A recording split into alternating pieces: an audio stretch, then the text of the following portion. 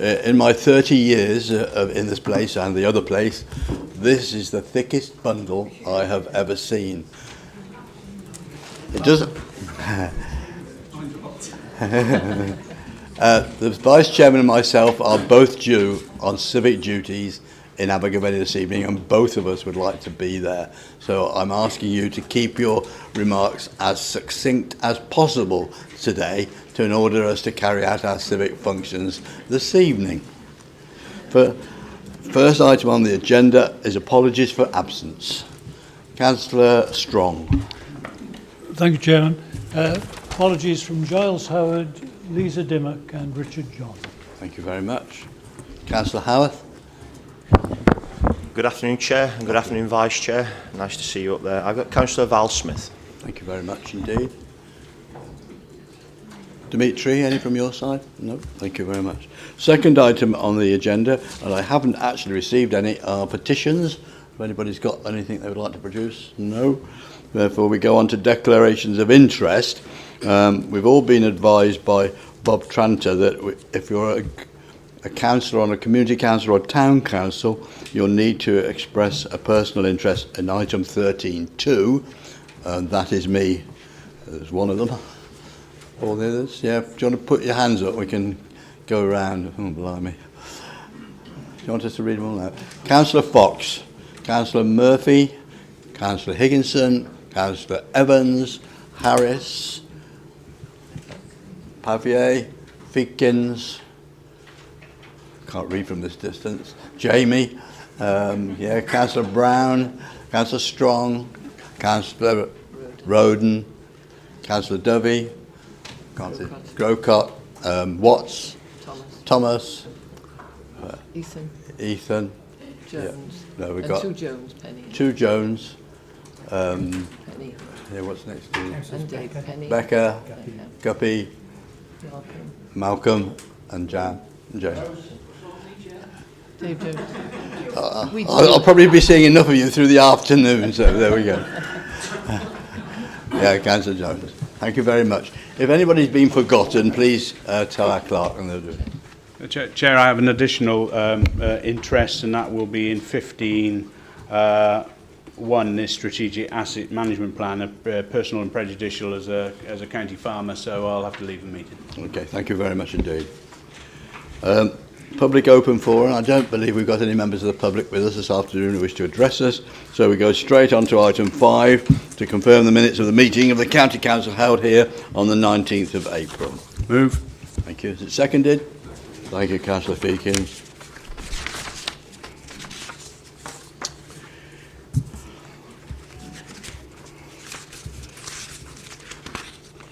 It's on pages 1 through to 6. Has anybody prepared to move them all? Yeah. Nobody got any points of clarification? Nope. Then we move those. We go on to item 6 to receive the county action list. Will, where is he? He's not here. Councillor Howarth. Thank you, Chair. Some months ago, I brought a petition here to the Council in reference to issues in Clydach, and it was revolving around Monmouthshire housing and things with the Welsh Government and the Edser Valley Road. Our senior Deputy Chair, Chief Executive had been looking at issues there, and I'm just wondering now, do we have a response from Monmouthshire Housing in reference to that petition and a way forward, what we're going to do within Clydach? Could she or whoever, the board members on the board, have a response from that board to this council, please? Thank you. I'm happy to answer that, Chairman. I have written to Monmouthshire Housing Association formally, as I've shared with Councillor Pratt and yourselves. I'm awaiting a response. I don't think it's appropriate for that inquiry to go via the board members, given their quite distinctive role as directors of that company. I will re-establish contact with MHA next week, and I'll come back to you as soon as I possibly get a response. Okay, Councillor Howarth. Thank you very much. The next item on the agenda is to elect the leader of the council. Yes, Councillor Greenland, please. Thank you, Chair. It's my pleasure and it's a privilege, Chairman, to proposed for the coming year to the position of leader of this council, Councillor Peter Fox. Probably no surprise to anybody here, but it is a very deserved nomination. Councillor Fox has now been leader of this council for 10 years.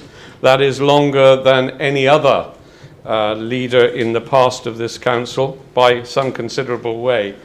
And that is not for any other reason than he deserves to hold that office.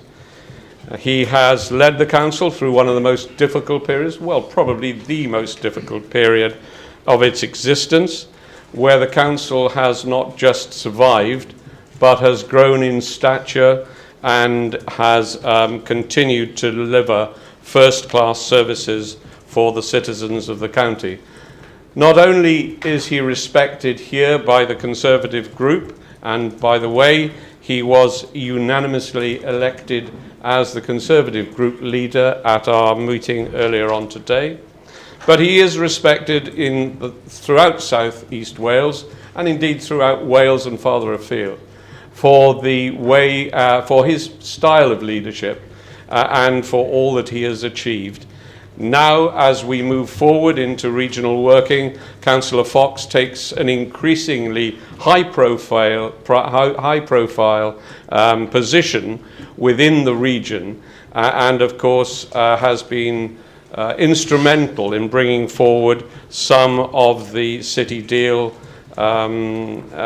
arrangements, and indeed, of course, the big and very successful investment that has been made into the IQE semiconductor business, compound semiconductor business, which is already bringing in investment far in addition to the money that we've actually put in, which is indeed not just a loan, but it is an investment to be returned to us.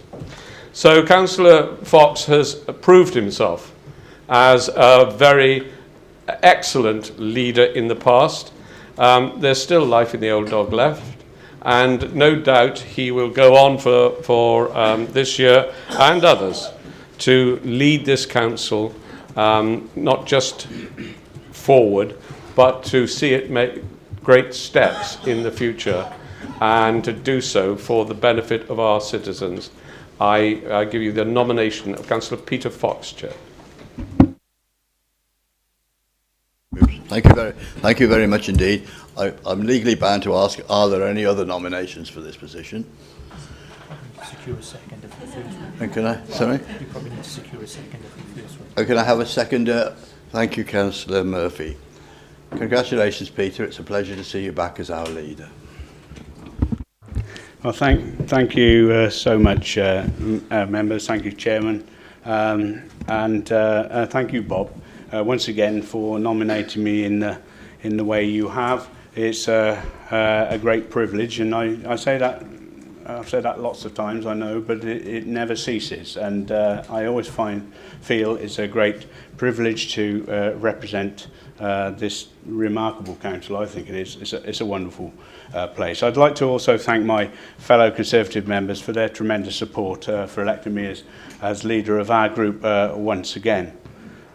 This will be my 11th year I'm embarking on as leader of this fantastic organisation, and I feel so privileged, as I just mentioned. I'm proud of what this council represents, and I'm proud of its standing in Wales nationally, regionally and locally. It's not always plain sailing, as any organisation of this complexity and size will have its challenges, and things won't always be as we might want. But my desire will continue to see continuous improvement and high quality, relevant and valued services at the top of my agenda. It's been a busy year, especially for all of our new members, and I'd certainly like to pay tribute to all of you here for the work you've put in and the progress you've made in the first year of your office. We may be politically opposed, but I believe there is more that binds us and separates us. It is a necessity for local democracy to work well, to have strong challenge and political diversity, and so thank you all here for what you do for this council. I want to specifically thank my cabinet, a highly skilled team of people that are so dedicated to this organisation. I thank you for your commitment, your professionalism and your support. And a special thanks to Bob, my deputy leader, who's always been a massive pillar of strength and support to me, but plays a massive role equally to this council on the wider stage as my deputy in other forums. And I do thank you, Bob, for your continued support. I also want to thank the Chief Executive and his senior officers. We are blessed. You know, I've said this before, and it doesn't change. We are blessed with some of the some tremendous people who year on year cease to amaze me with the good work they do. We're blessed with probably some of the best officers in Wales, and I say that with a focus on lots of other councils, and not saying there aren't good officers in other councils, but we are blessed with the people we have working for us, and it's always sad when we see really good people move into new opportunities, but we wish them well. So you know, likes of you two ladies here, and so we do wish you well. But we know excellent officers, and we do thank them for all they do. The coming year will maintain a sharp focus on delivering our corporate plan and its 22 commitments to action aligned to our policy priorities of the best possible start in life, a thriving and well-connected county, maximising the potential of the natural and built environment, and lifelong well-being, and a future-focused council. Mr. Chairman, my cabinet for the forthcoming year, their responsibilities and the portfolios will remain unchanged for the time being. Thank you once again. Thank you very much, Leader. We now move on to item 8 on the agenda, representation of political groups. Is anybody going to take us through that, Peter? Can I move, Chair? I think that's within the Constitution, just to move that, and we'll send names forward whenever the time is requested. Okay. Are you happy with that, Dimitri? Yep. Did the leader intend to announce his cabinet? Yeah. Peter, do you want to take us through the cabinet positions? Or as they... As I said, Chairman, there won't be any changes on the cabinet positions there as they currently are for the time being. So just, I don't think I need to expand more on that. Okay, thank you. Okay. Right, we go on to item 9 now, appointments to committees. Yes. Can you make some comments on items within consideration item 8? Well, it was moved by Councillor Howarth that we... Yes? So you moved the... You moved the representation of the groups, but item 8 is appointment of committees. No, Peter... No, 9 is committees. Well, yeah, we're going to item 9 now. That's We're going on to right, item okay. 9 Speak now, then, yeah. can I? I don't. Thank you. Everybody else square with item 8. And you're going to do item 9? Thank you, Councillor. Thank you, Chairman. Item 9, it's the appointment of committees. The purpose of this report is to appoint committees together with their membership in terms of reference in accordance with the Council's Constitution. Please note that on page 4 of the report, reference is made to the coordinating board. That in fact should be omitted as the coordinating board no longer exists. There should in fact also be a second recommendation that is in accordance with the Democratic Services Committee portfolio, and in paragraph 2.3 we have to elect today a chairman of that Democratic Services Committee. So there are 2 recommendations. Firstly, that the following committees be appointed together with their membership as set out below in the report and their terms of reference in accordance with the attached appendices. And I'd ask you, Chair, to ask if there are any nominations for the position of Chair of the Democratic Services Committee. Okay, thank you very much. Councillor Petroni. I nominate Councillor Dave Evans. Thank you very much. Councillor Howarth. I nominate Councillor Francis Taylor. Councillor Guppy. I nominate Councillor Joe Watkins. There appear to be 3. No others. Councillor Park. Yeah, I'm not rising to nominate somebody because that's not in my gift. But, Mr. Chairman, clearly we now have 3 candidates coming forward for this role, and as is the role of this council to make that appointment, I think it would be absolutely appropriate if each of the candidates coming forward was to give a brief summary of why they're putting themselves forward for this role, so that the rest of council can make their decision. And if members wished, I'd suggest then they'd probably be followed by a secret ballot. Okay, thank you very much. You all happy with that? Okay. Well, I don't know. Sorry? Why specifically a secret ballot? Well, Mr. Chairman, I'm just suggesting if members of the council wanted it, you could have a secret ballot. If you don't want it, fine. Look, people know I vote, and they probably know I'm going to vote. I don't know why anybody wants to hide out they're going to vote. I don't understand it. We don't really care about who we vote for most of the time. It doesn't matter if someone's tune's put out, it's just politics. as we're a democracy, those of you who wish to have a secret vote, please put your hands up. Yes. Secret ballot, put your hands up. How are we doing? 1, 2, 3, 4, 5, 6, 7, 8. I think that's carried. 15 hands. All right, those against? 1, 2, 3, 4, 5, 6, 7, 8, 9, 10, 11, 12. I count 14 hands. All right, okay.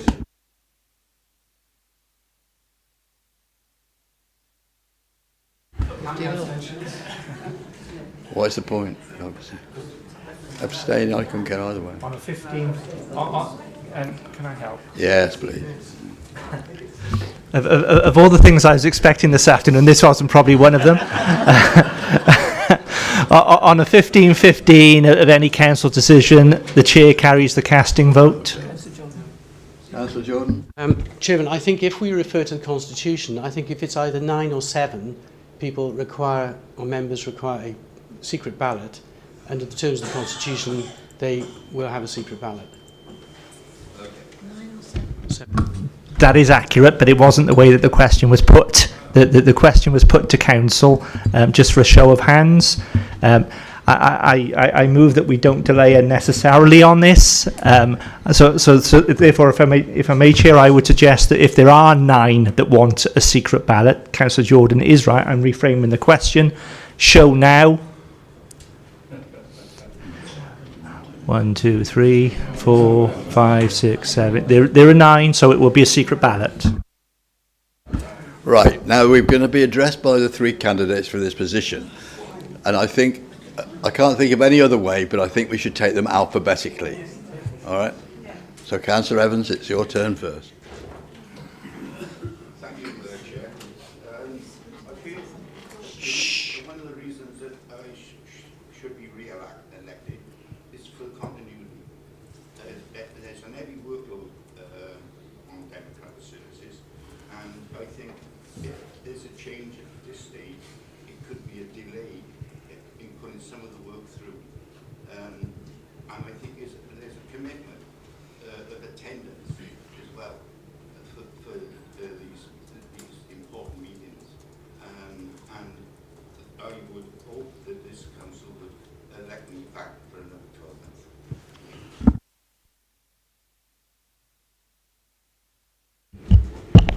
Thank you, Chair.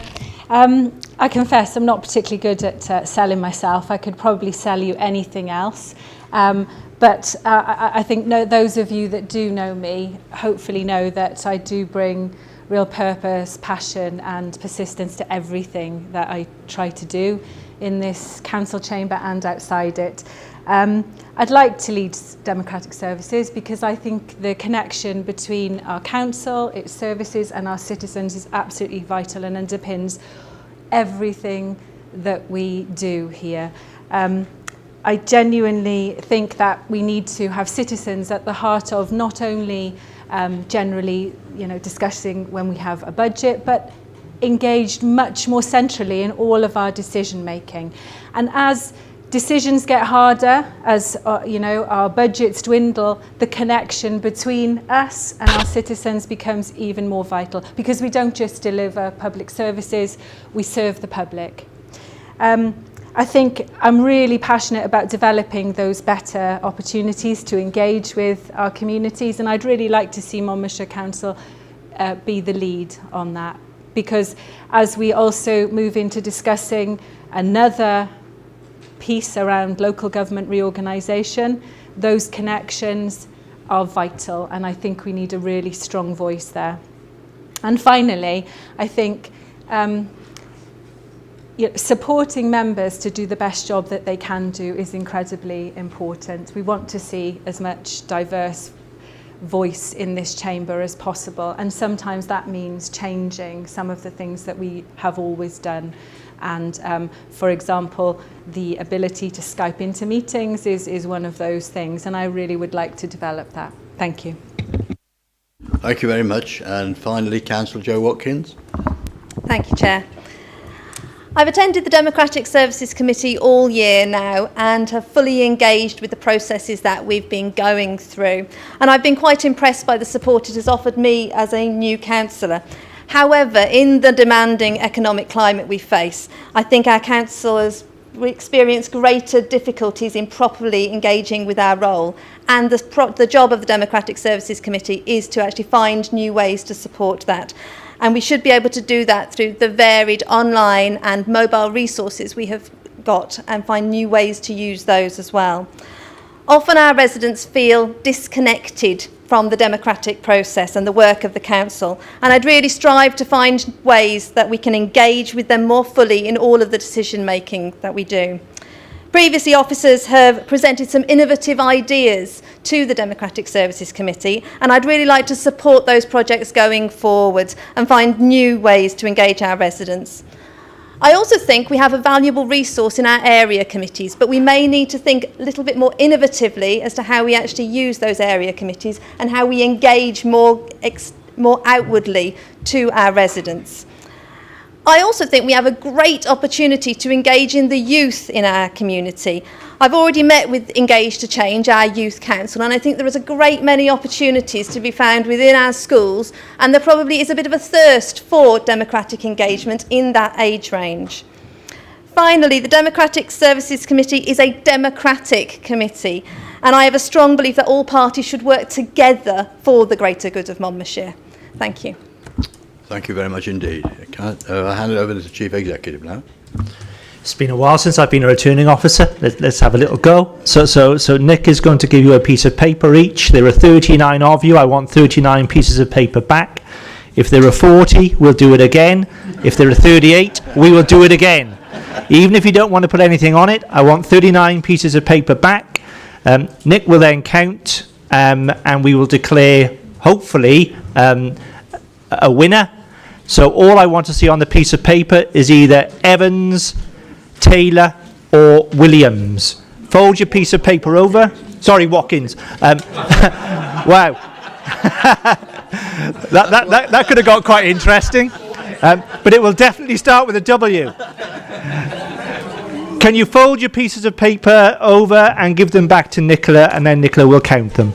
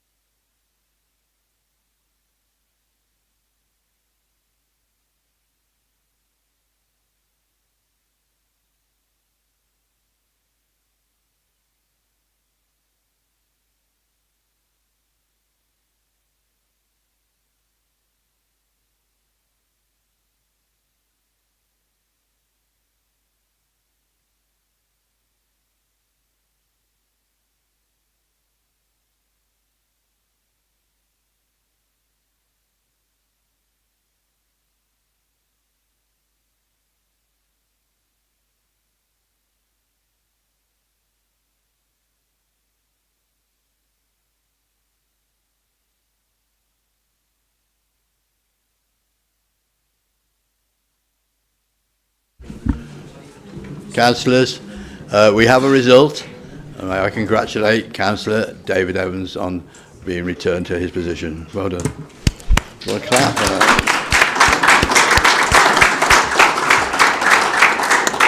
Do you wish to address the council on your nomination?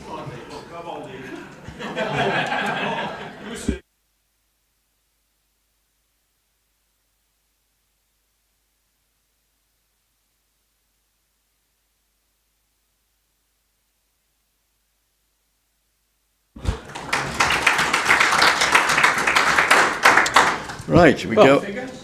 Hold on. No, you can't. No, we're It's a not. secret No, we're not ballot. disclosing the figures. Secret Well, ballot. I will now continue, Chairman. So the recommendation will be, in fact, that Councillor David Evans be the Chair of Democratic Services and that the membership of the committees are set out below in the report and the terms of reference attached be approved. So I move. Councillor Fox. Yeah, thank you, Chairman. I think there may be an additional recommendation I'd like to bring within this set of papers, and it relates to Appendix D, and that is regarding the terms of reference for the SACRE committee. I think that can be found on page 36 of your bundle. And it relates to the item 4 within that terms of reference, and that is the chair. Chairman, we will know that there has been some concern around SACRE for a few months, and I feel there is a need for us to strengthen the political governance and officer governance within that committee. And I would like to propose, in line with number 4, where it suggests the chair, the legislation does not prescribe how the chair should be appointed. It is open to the authority to appoint the chairperson or to allow SACRE to appoint its own chair from its members. In previous years, until the start of the last council, the cabinet member for education, it was me originally and Liz Hackett-Payne afterward, had taken the role of chair of that committee. We didn't do that last time. It was in some ways I feel responsible because I should have put the cabinet member forward onto that committee and didn't. But following recent events, Mr. Chairman, I would like to move that the authority appoint the chairperson to the SACRE committee, and I would be asking that they appoint the cabinet member for education, Councillor Richard John, to that position, because he will be taking one of the places on the SACRE committee moving forward. Those are the changes I would like to make in line with that terms of reference, and I recommend those to the council. Thank you very much. Councillor Eason. Yeah, thank you, Chair. I dispute Councillor Fox's view that Councillor Hackett-Payne was put in that position. Every year that I sat on SACRE, there's been a vote at the beginning of SACRE to vote in a chair, albeit it was a cabinet member.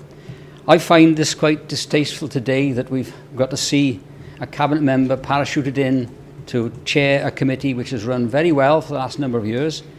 And it's only the last 12 months where a lot of distasteful actions took place in that committee. The committee took advice off the monitoring officer on the debate of providing a chair. The option was, yes, as Councillor Fox says, the authority can do it.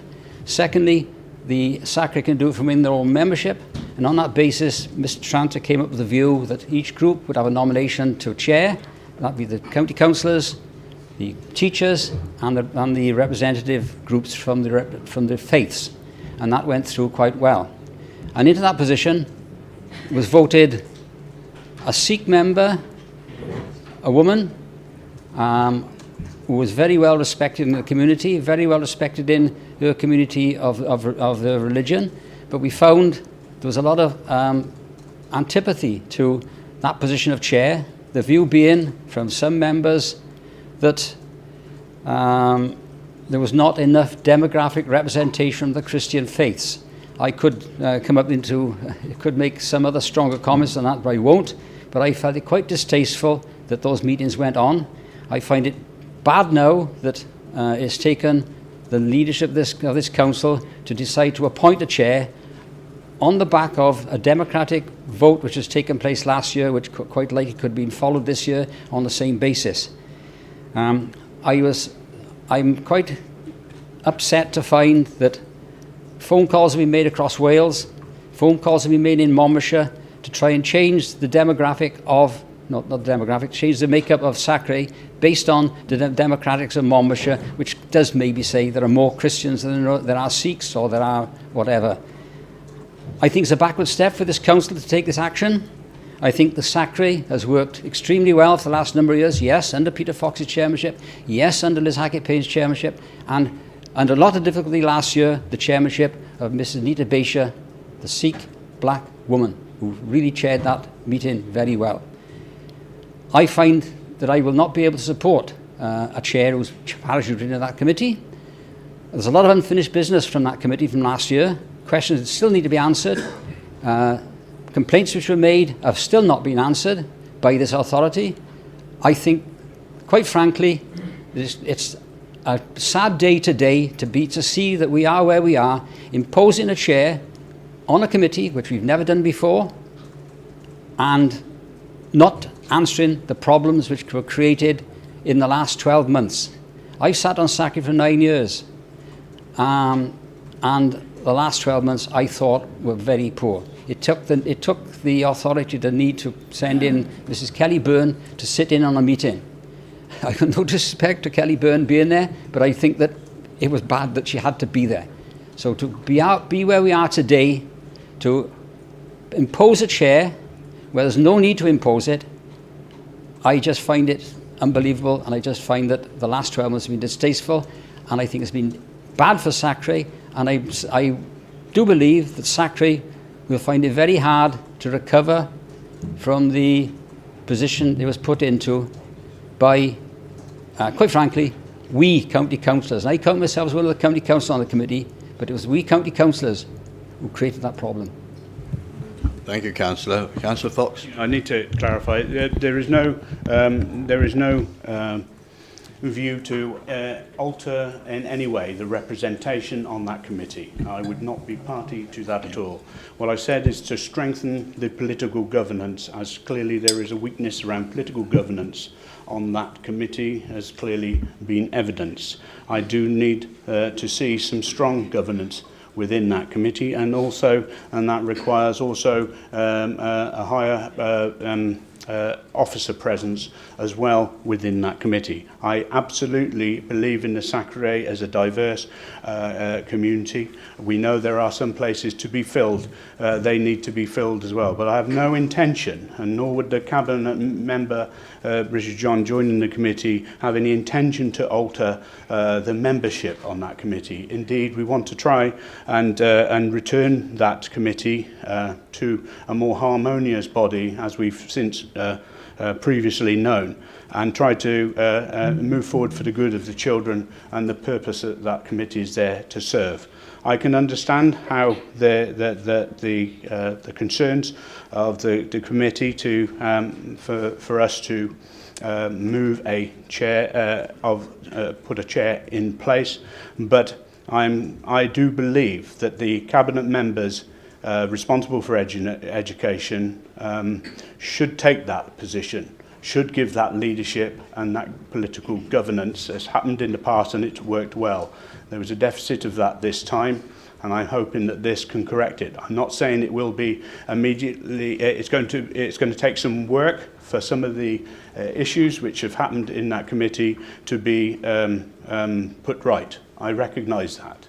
And there is some work for the cabinet members, together with members of that committee, to repair any damage or any concerns that people have, to make sure that that committee returns to the good body which, Tony, you recognise it is.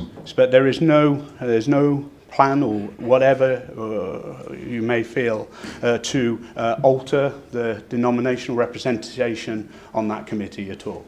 I'm proud of the diversity that this council extends in all of the work it does, and long may that continue.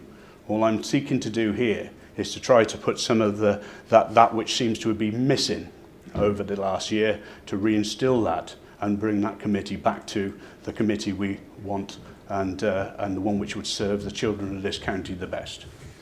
Thank you, Leader. Hold on. No, not at the moment, you can't. Councillor Tudor Thomas is next. I've got to support my fellow councillor, Councillor Reeson here. I come from a background of religious education and religious studies. I've been involved in it for 40 years. I taught for 18 years, 12 in King Henry, and if I was still teaching now, I'd be teaching in a Monmouthshire school. And I was proud of that and proud of the curriculum that we provided. I was a member of the old Gwent Sacre, worked for 20 years with WJC. I've been in every Sacre in Wales and many in England. And I've got to say that I was so disappointed during this last year that people refused to accept the current chair. And I feel saddened that we've almost got to go to a sort of a strong-arm tactic now to bring in a cabinet member into a committee which is supposedly and should be very non-controversial. Everybody in here today is an elected politician. We're prepared for the rough and tumble of the chamber. But the people within Sacre, it is a tripartite arrangement, the local authority, teachers and faith representatives. And basically the teachers and the faith representatives are totally unhappy with the way they've been treated. And 2 teachers have written in to complain. It's even hit the national press about MCC in this area. And I feel very disappointed by that. I've got to say that. And if people look at the Education Reform Act 1988, and I think some people have failed to look at this, religious education in county schools should be taught in the main from the Christian point of view, that in the main this country is a Christian country, but with due recognition of other world faiths. And that's what Sacre has done. And it's delivered some excellent RE and RS within county schools. I just feel totally unhappy with the situation. I hope that now, yes, the cabinet member will be there and perhaps people within that committee will actually accept his authority. They certainly haven't accepted the authority of the current chair, who is incredibly unhappy. And personally, I feel very unhappy with everything that's gone on. Thank you, Councillor. Councillor Harris. Thank you, Chair. I'd just like to ask a question. Does the leader of this authority have the ability to impose a chair on this committee? If so, why is it just him? Why not all of us here? And why not members of the committee? I know nothing about the committee, but I'd like to know the answer to that, if I may. Mr. Chairman, I have no power to do that. I'm making a recommendation. It's for this council to decide if that is the case. Yeah. I'm going to bring the Chief Executive in to see if we can get some clarity here. I certainly don't want to stand accused of trying to frustrate conversation. By all means, continue if you wish. That said, we're at the AGM today. And to all intents and purposes, I think the leader has put a motion to council which needs a seconder at some point, and the motion is that the council enacts its ability. It does have the ability to effectively nominate a chair for Sacre. It does have that power, and you're being asked to consider that as a council, and you will need to vote on it.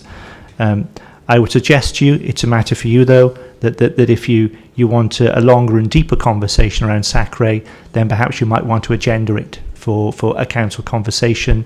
Again, I'm genuinely not trying to frustrate conversation. You have a lengthy agenda today, and this conversation is not part of it. But Leader, I think you've put a motion forward. You need to see it as a motion, and you need to second it. You've heard some inputs, but it's a yes or no vote really for the purposes of today. I've got 2 other people who have indicated prior to the Chief Executive that they would like to speak. Councillor Petroni, do you still wish to add anything, Councillor Grocott? Please do it now, and that will be the last speaker before we go to the motion. Thank you, Chair. While I can't compete with Councillor Thomas in his experience of sitting on Sacres, I can speak with some experience of having been a senior officer in Gwent Education Authority following the 1988 Act when the Gwent Sacre was established. and obviously the Monmouthshire Sacre has taken on the responsibilities following local government reorganisation. I have to say that very great care was taken to ensure that the three groups represented on that organisation held equal clout and each were held in equal respect. And I think that underpins the whole basis of what Sacre is trying to do. I think it would be entirely wrong for this county council to use its muscle to automatically try to say who will chair that meeting. Its primary role is to agree a syllabus for the teaching of religious education throughout Monmouthshire schools, and I think it's entirely proper that the teachers who teach that subject, the leaders of the faiths that would be represented in that curriculum, as well as ourselves as county councillors, should all have an equal vote, and that the election of the chairman should come from that. That, in my experience, was the norm, although I accept that in legislation we do, as a county council, have the authority that Councillor Fox has referred to. I too, with Councillor Thomas, was very, very disquieted to see the way in which our Monmouthshire Sacre has conducted itself this year. Has really not brought great credit to elected members in this chamber. It was the headline in the most recent journal of the British Humanist Society, and my goodness, if they're looking for ways in which they can knock religious education, they're going to jump on it. And I was embarrassed and upset to see that their journal, Monmouthshire Sacre, was plastered all over it. It's also hit national newspapers. This is not a way in which we should be administering the education of religious education to the youngsters, and I would certainly oppose any motion. Councillor Petroni. I try to agree with my eloquent colleagues and to urge the leader, is this the right, I appreciate what you're trying to do, but is this the right way to do it, given that the committee is about diversity and about encouraging people to maybe go for chair?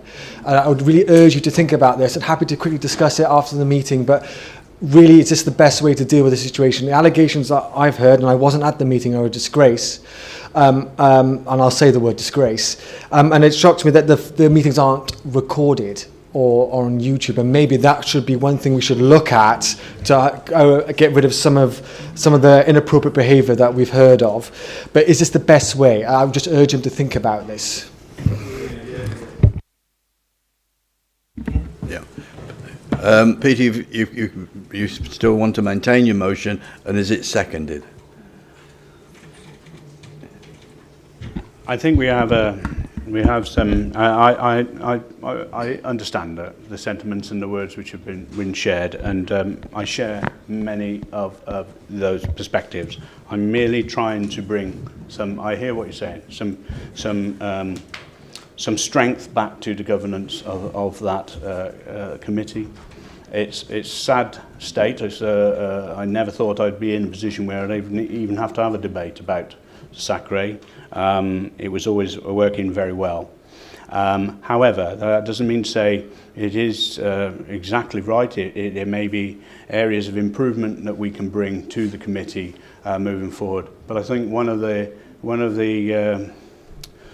things we needed was that additional political strength of the chairmanship, and linked obviously to the cabinet portfolio. It's something which I chaired myself, and as Liz did, and it was important, I think, for me as a cabinet member at that time to have that role. I understand the concerns about the fact of moving a motion to reinstate that situation, but it seemed to me, from all I've heard and read, that there is a state of affairs within the Sacre which cannot be allowed to continue, and there needs to be an element of change there. And if I have to make that change, I think that's incumbent on me to do that, or at least propose it. It's for this council to decide if it wants to make that change or not. But one thing I will be certainly asking Richard John to join that committee as the cabinet member, So if council don't agree with the motion, so be it, but that cabinet member will be joining that committee. Okay. Thank you, Leader. I think you, Councillor Pratt, did you second our Leader's motion? Did it? Right, I'm going straight to the vote now. Chair, So point of order, Chair. what is your point of order? My point of order is clarity on the comments that Councillor Fox has made.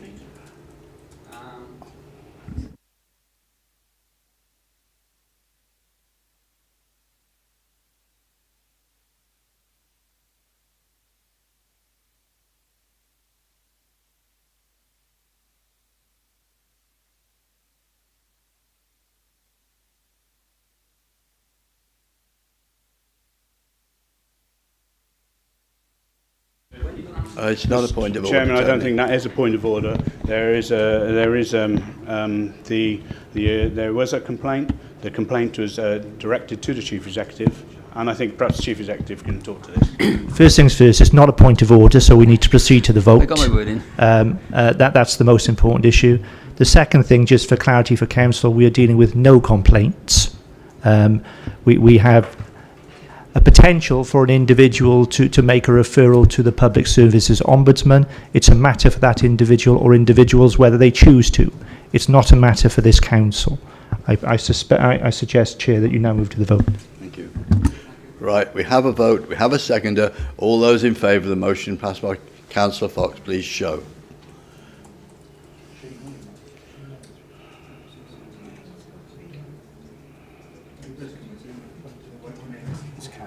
Yeah, the motion is carried.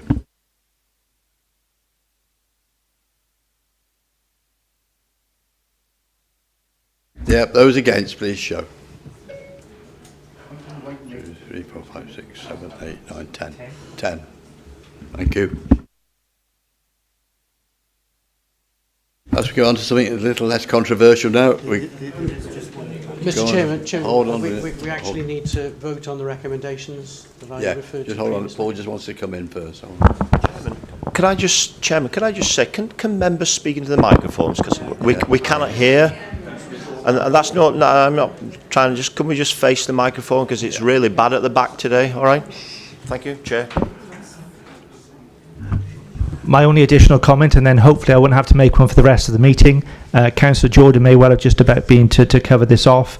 If the group leaders could let me have their nominees for each of these committees, preferably by the end of the week, that would be very helpful. It would also save you time in needing to work through them here this afternoon. Councillor Jordan.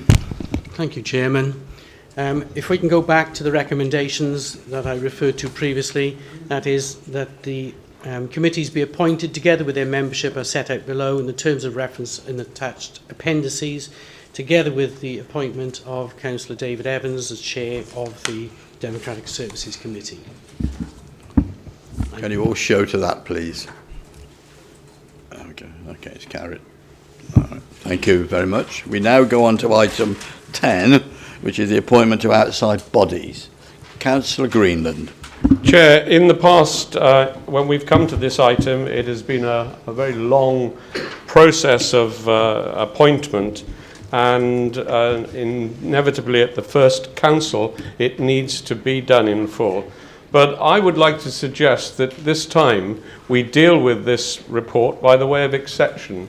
In other words, if representatives from each political group would like to put forward any amendments that they would like to make from their own groups onto into a position, that they do so, and then at the end of that we can consider them all en bloc with one vote, or discuss any issues that have arisen through those recommendations. That should bring us to a much swifter conclusion. I have already spoken to the leaders of the other groups, and they have agreed that this would be a sensible way forward. In terms of the Conservative group, Councillor Jordan will be taking that role. Thank you, Councillor Greenland. Councillor Higginson. Yeah, thank you, Chairman. It's just a matter of correction and it's on the Category B joint committees, which is appointments made by the Cabinet. And it's in relation to the Gwent Joint Records Committee, of which I am a member appointed by the Cabinet, as indeed is Councillor Woodhouse, but it's Councillor Edwards on there, so I just want that as a correction. Yeah.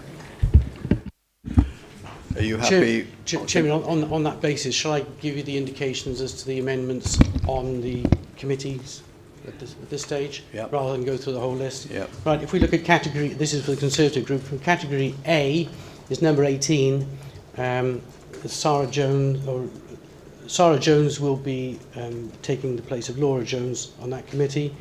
Sorry, the other way around. Laura Jones will be taking the place of Sarah Jones on that committee.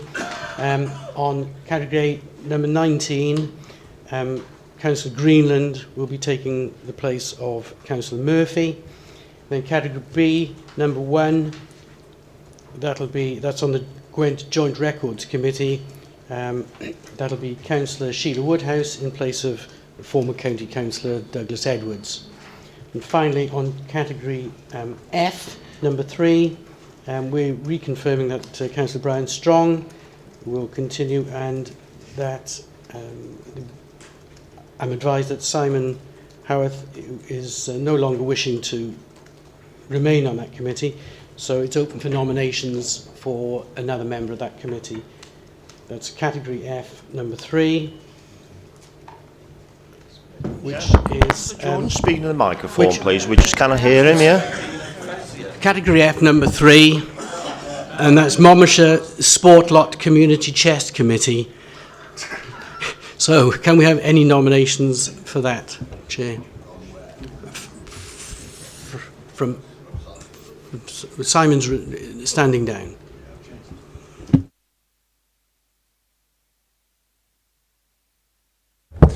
I'm happy to nominate myself for the post, Mr. Chairman.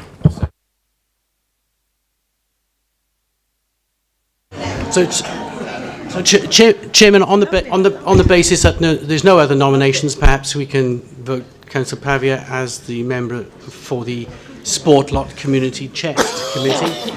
Save for those amendments, Chairman, there are no further amendments, and I will move the report. Thank you. Councillor Smith.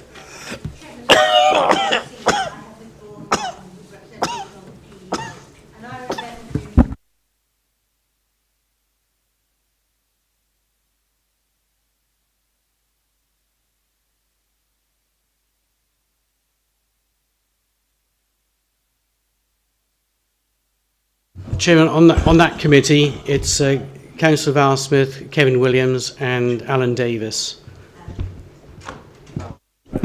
I resigned, Chairman, from that committee, and I did notify the leader and the chief exec, I think. Somebody. So there is a vacancy if anyone wishes to stick their hand. Nominate Councillor Evans, Dave Evans.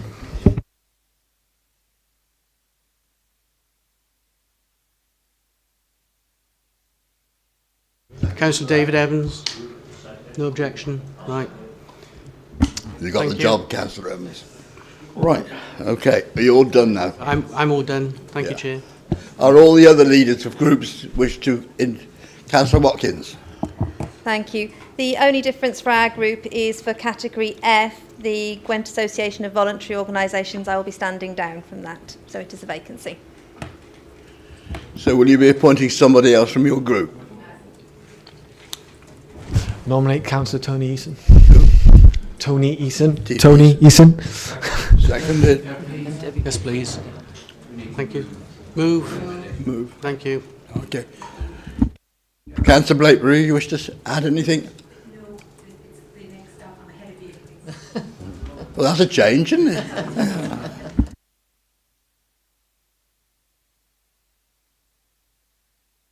Yeah, just one thing, Chair. If those group representatives can let Nicola Parry have a list of those so that they can be entered into the minutes. Okay.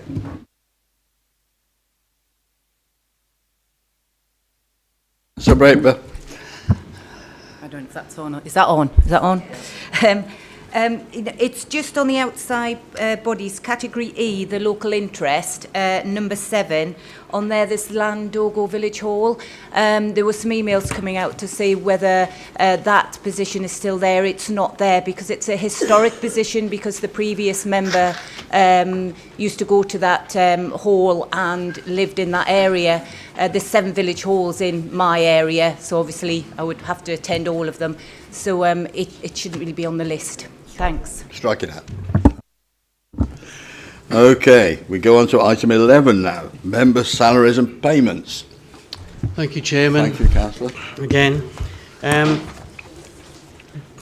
To expedite matters, may I just recommend that this report is received as is. The status quo will remain, subject, of course, unless the Audit Committee change the chair so that it is a member of this council and not an outside, not an independent member. I'd recommend that the status quo stay as they are and we move this report. Okay, is that seconded? Thank you. Anybody wish to make comment about their salaries? God, that's quiet, isn't it? We move on to the highlight of the afternoon. Our Chief Executive will take us through the City Deal update.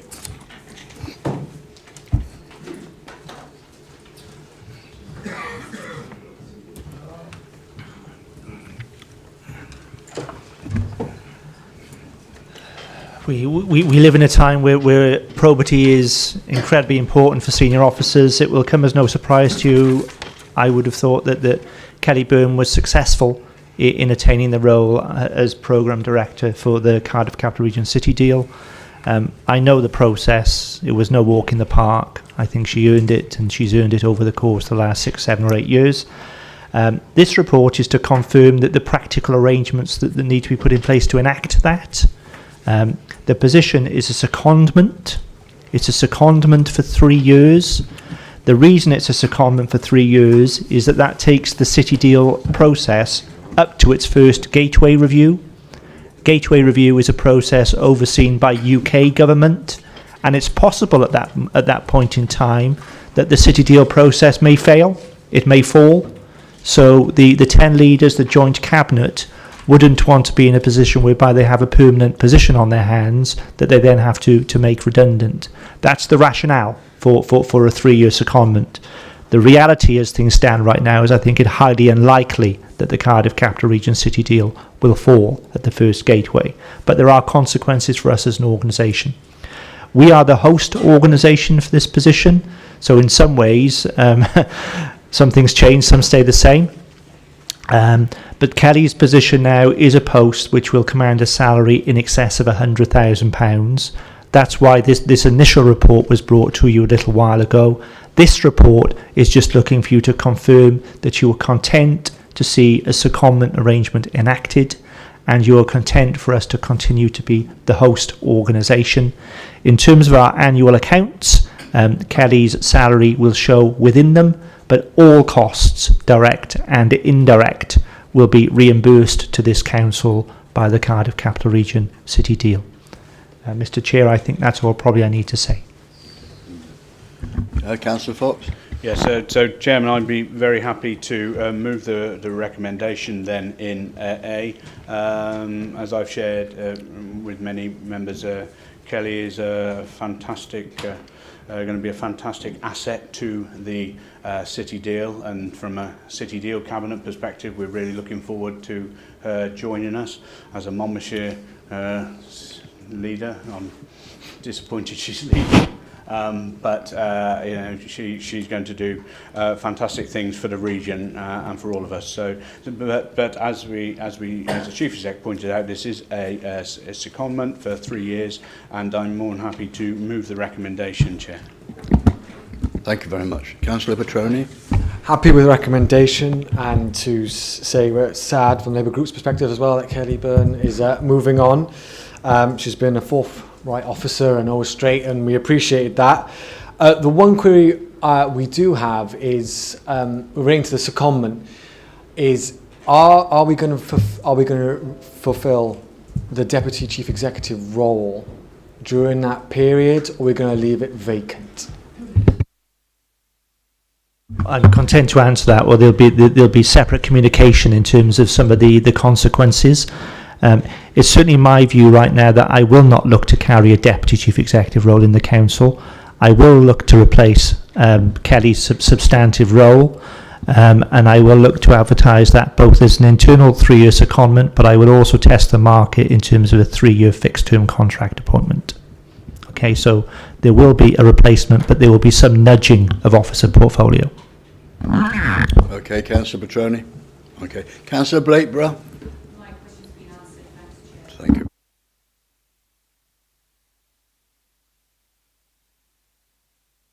Right, and nobody else wishes to speak. It's our opportunity now to vote on this. Can you all show that you're happy for Kelly to take up this post?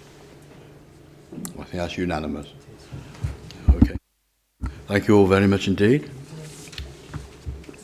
We now go on to item 13B, which is a review of the communities and electoral arrangements. Who's doing this? Thank you, Chair. I think the purpose of this is to seek approval to publish and forward the Local Democracy and Boundary Commission for Wales for final consultation for approval. I think, bearing in mind the length of time that this has taken... Excuse me, Mr. Chairman, sorry to stop you. We seem to have skipped an item. Conscious of that, in real time, it's probably going to be helpful if we do it in this order, because then John can leave us and Mark can assume the hot seat for 13A, if that's okay. Okay. Right. Thank you, Chief.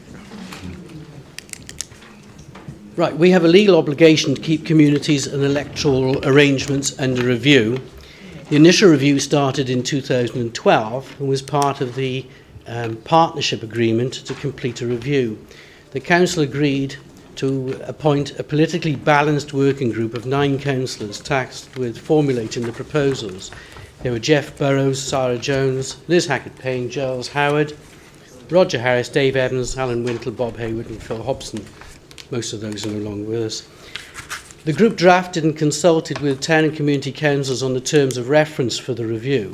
It was agreed by council to set out, amongst other things, formulas for councillor numbers and the factors for considerations such as whole streets being contained within a single ward. An initial consultation period was held, inviting representation on initial proposals. The group then formulated its draft proposals, which was agreed by Council in November 2013. A consultation period of 12 weeks was held into the draft proposals, and open seminars were held with all town and community councils to discuss the proposals with the working group and their points put forward in person. Significant written representations were also received. The Williams Commission published their report in December 2012, which proposed local government mergers, which would require this work to be undertaken again for the new authorities. Additionally, Welsh Government were consulting on changes to town and community councils, looking to make them much larger. The position wouldn't become clear until after the 2016 Assembly elections, due to the political balance of the Assembly. Given the potential for multiple changes and the close proximity of the Assembly elections and the local government elections, the review was again postponed following close consultation and the draft, as to the draft proposals until after the 2017 council elections. In January 2018, group leaders agreed to reappoint a new working group with a single member from each party, including the independent group, and they were appointed to formulate the final proposals, ensuring that all parties had their say. And those members were Richard John, Dave Evans, Val Smith and Jez Becker. Whilst it was the intention to rerun the consultation into the draft proposals, given the time delay between its postponement and now, as the process is set in legislation, the Welsh Government may consider it to contravene the legislation and void the entire programme. All county councillors, community and town councillors are able to give representations on the final proposals directly to the Boundary Commission, who will review the proposals independently and can make amendments to them. This report isn't about county seats, it's about how proposals affecting the existing county seats. This is about communities underneath them. The Boundary Commission will review all county council seats before the next election, either based on the new proposals in this report or use the current arrangements. Any changes will have consequential effects on neighbouring boundaries, but this is really to do with community councils, not county councils. So the recommendations are that the council receive the final proposal formulated by the working group, for the review of communities and electoral arrangements, and that the Council approve publication of the final proposals for the final consultation to be undertaken by the Local Democracy and Boundary Commission for Wales as an independent body. And if any members have any views as to their particular community council boundaries, they should make those representations directly to the Boundary Commission. I move that report. Thank you very much. Right, we have a proposal in front of us that we forward this on to the Boundary Commission. Is that seconded? Are all of you in favour? Okay, it's carried. Right, we go back now. My apologies for getting things out of order. Back to 13.1, the Local Development Plan Delivery Agreement. Councillor Greenhow. Thank you, Chair. Back in our meeting in March of this year, Council agreed that we would move forward with a full revision of our local development plan. And in order to do that, we now need to establish a delivery agreement and to vote on that. And that's what we're being asked to do today. Now, the report sets out the various parts of the process, but the one important thing I wanted to mention is that when officers were working on this timetable, they believed that we needed 3 years and 9 months to complete the process. This was submitted to the Welsh Government, but the Cabinet Secretary has indicated that she wishes to see this done in 3 years, 6 months. Now, officers have looked at this. They believe that we need 3 years, 9 months. But that having been said, we recognise that we are not going to get the agreement which we need from Welsh Government if we stick to the timetable that we believe is right of 3 years and 9 months.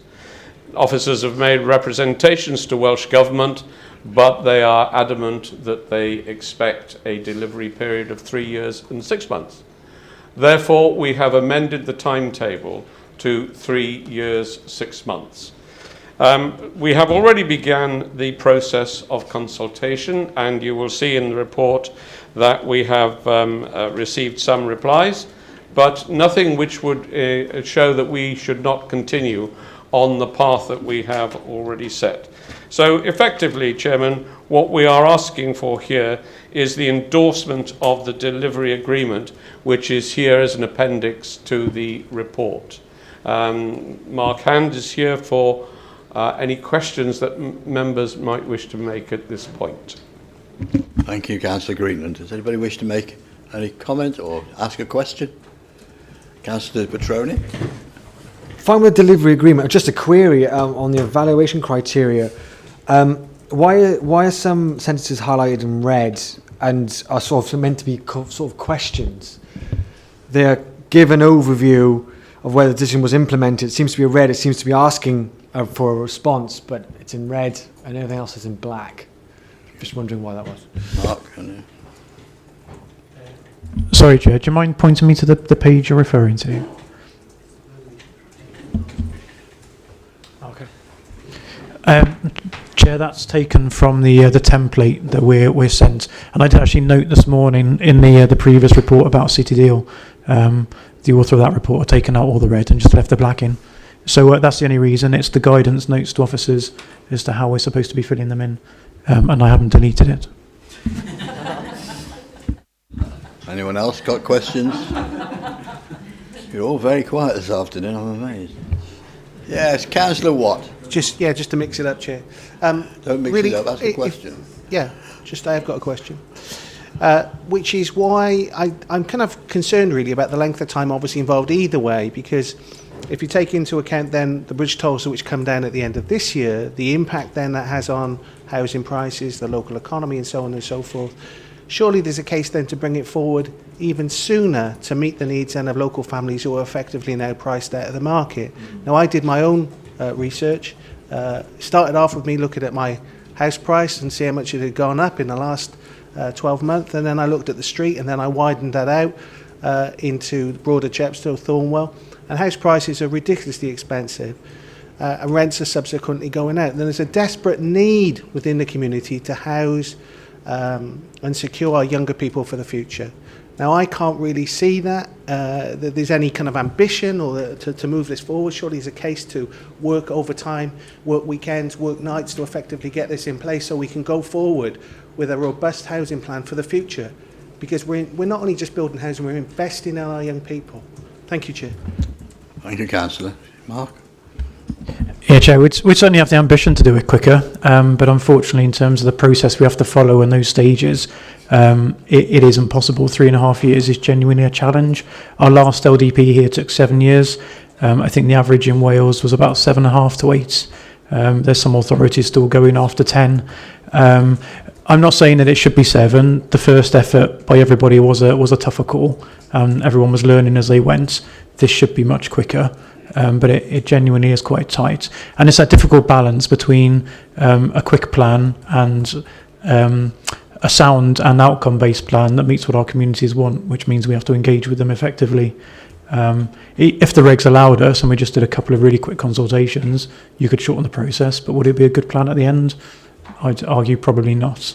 So I would genuinely say 3.5 years is pushing it as it is, but that is as quick as we can realistically make it. Thank you, Mark. Anybody else? No? Then we need your vote that the Council endorses the delivery agreement for submission to the Welsh Government. All those in favour?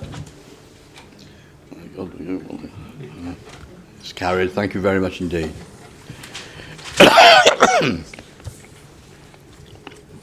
We now go on to item 14, the report of the Chief Officer for Social Care into our corporate safeguarding policy. Yep, Councillor Jones. Thank you, Chair. Claire Marchant, Chief Officer of Social Care and Health, will inform members of some proposed changes to the corporate safeguarding policy adopted in July 2017. These are quite minimal, but the first is to reflect training requirements, and secondly, to clarify a role description of the Directorate for Safeguarding Lead. So I'll hand you over to Claire. Thank you.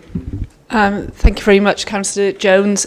Just a very brief introduction to the report. The corporate safeguarding policy, as Councillor Jones has said, was approved by full council in July 2017. Given the importance of corporate safeguarding, it is a policy which our constitution states must be approved by full council. And as with all policies, it's reviewed annually and fully revised on a tri-annual basis.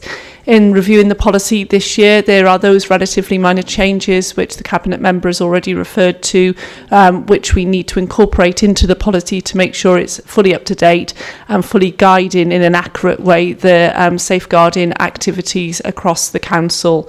So in terms of that first change around training requirements, we revised in the last year. One of the activities we took was to develop a learning and development strategy, which set out very clearly at which level all council officers and members would be trained to, and it's important that the training descriptors, which are on page 14 and 15 of the report, are accurate and reflect what's within the learning and development strategy.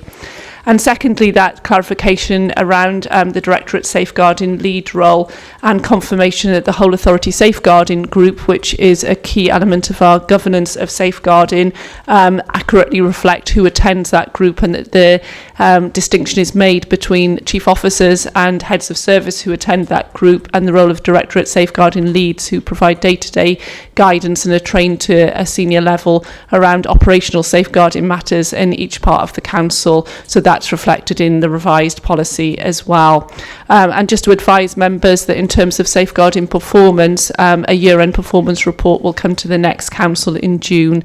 So there'll be an opportunity to ask a lot of questions around safeguarding performance at the next council. Thank you. Thank you very much. No questions? Councillor Petroni. Yes. Many years ago, Councillor Blakeborough raised the issue of DBS checks for councillors. She's not in the chamber at the present. Is that contained in this report? And if not, why not? In terms of the disclosure and barring service, we had took advice around who we could legally request DBS checks for, and in our DBS policy for the council, so there's a supplement, it's not specifically in this policy, but there is the council does have a DBS policy, reflects what that advice says, which is that councillors, because of the nature of the activity that you do as councillors, aren't required, and indeed we get into some trouble if we ask for DBS checks for people who legally aren't required to have DBS checks, aren't required to. Councillors, we require as a council school governors to have DBS checks, which is a different position and a higher safeguarding level than other councils. So many councillors will have DBS checks in their roles as school governors, but not in their role as councillors. Yep, Councillor Petroni. I appreciate we can't compel, but is there no voluntary mechanism by which councillors could go through that process if they wished?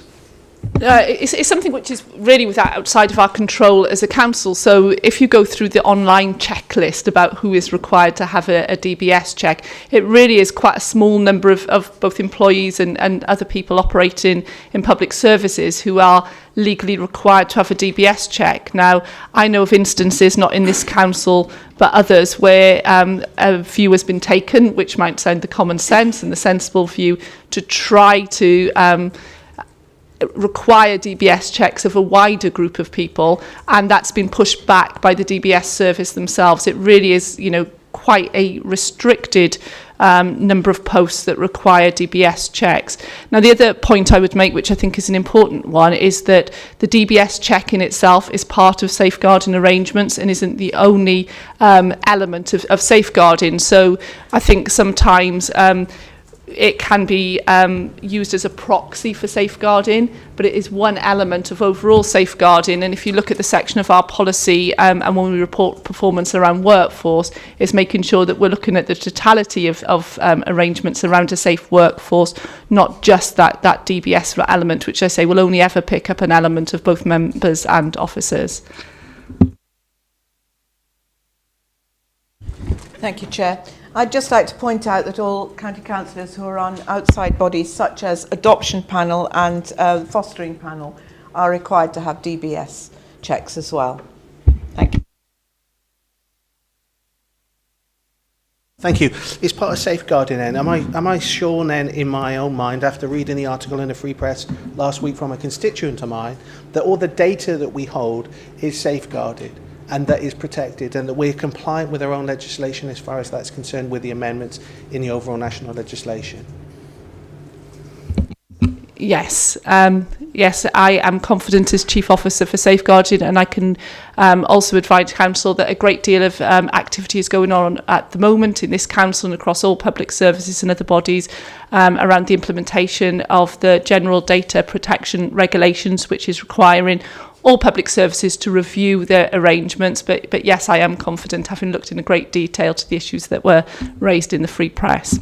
If I may, Chair, and it's probably to the Chief Executive, so I raised this before with you. I'm not going to go into the specific details because it would be inappropriate, but I had an expectation, I think it's fair to bring it up here, that I would have a written report in the response to some of the kind of questions from the Chief Executive, from the senior officer who was responsible for ensuring that that information was safeguarded, and that hasn't happened yet. Will I get a written report?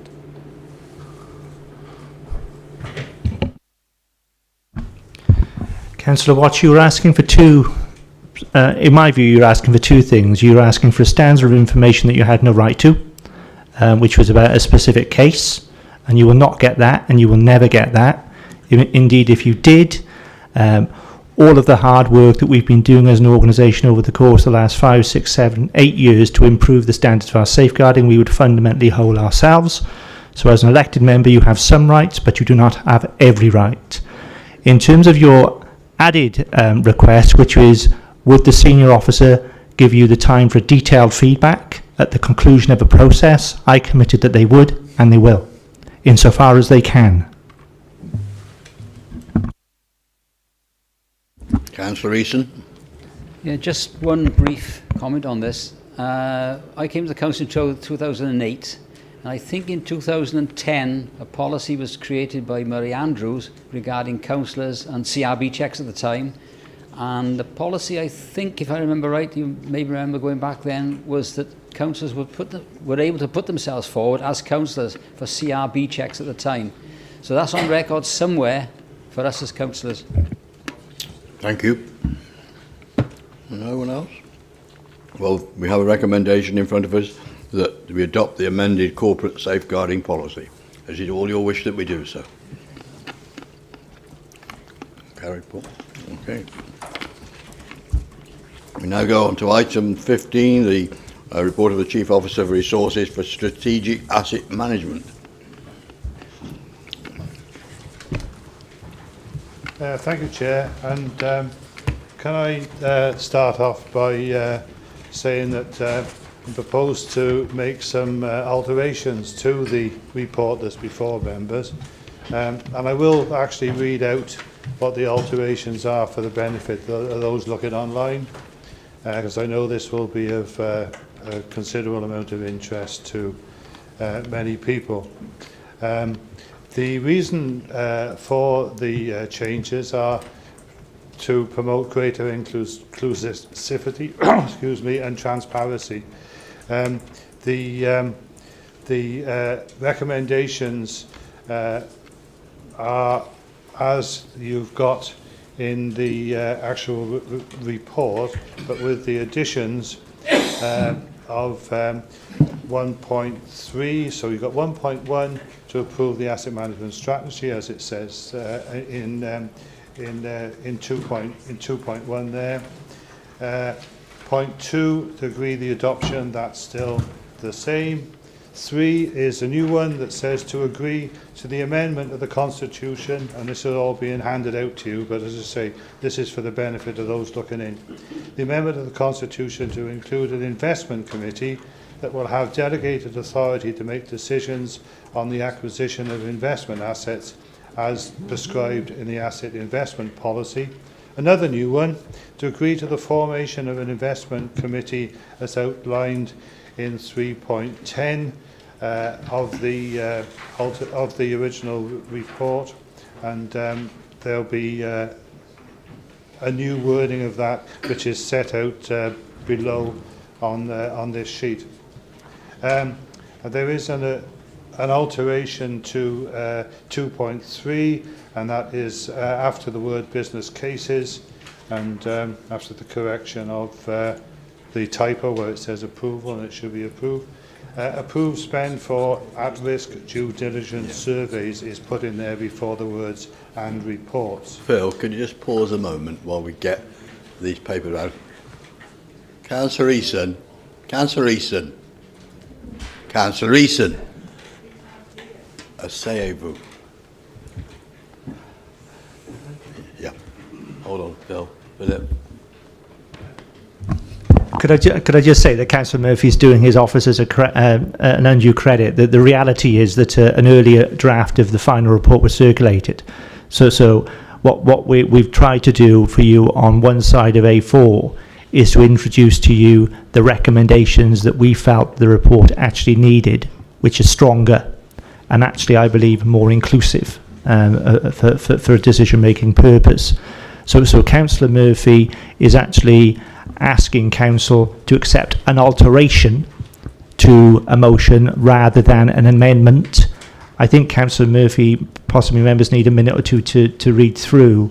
There's no debate on an alteration, it's just for Council to signal that they're content to proceed. Thereafter I'll return to my quiet seat. Does that make sense? I was actually going to allude to that, but thank you for saving me the bother, Paul. I'll just do that last one, and then I'll stop for a minute. But I think you'll find that you can quickly follow what I'm saying. As I said earlier, it's just making it more transparent than the original report, which was a little bit closely worded, in my opinion, anyway, despite what the Chief Exec has just said. So the last one on there is another new one, to approve earmark reserve cover of the sum of £100,000 from Capital Receipts Generation Reserve to fund initial pre-acquisition due diligence costs. It's inevitable that when this investment committee gets to the stage of deciding that an opportunity is serious, then there will be due diligence costs that will have to be incurred before we can make any formal decision. So I'm assuming that everybody has had the opportunity of just running down items 1 to 6 on there now. And I'll come back to the last couple of bits and pieces after I've been through the report as it is there. And at this stage, before I go any further, can I acknowledge the considerable amount of support that Councillor Petruni has given to the principle, because he's been an advocate of this strategy for a long time. And the policy sets out what we're already doing, but acknowledges the points raised by the Wales Audit Office and in their report, which is appended to this one, and sets out in a more coherent form the criteria that needs to be employed where we expand on the policy. There have been several potential opportunities that have come along over the last couple of years, but none of them were strong enough to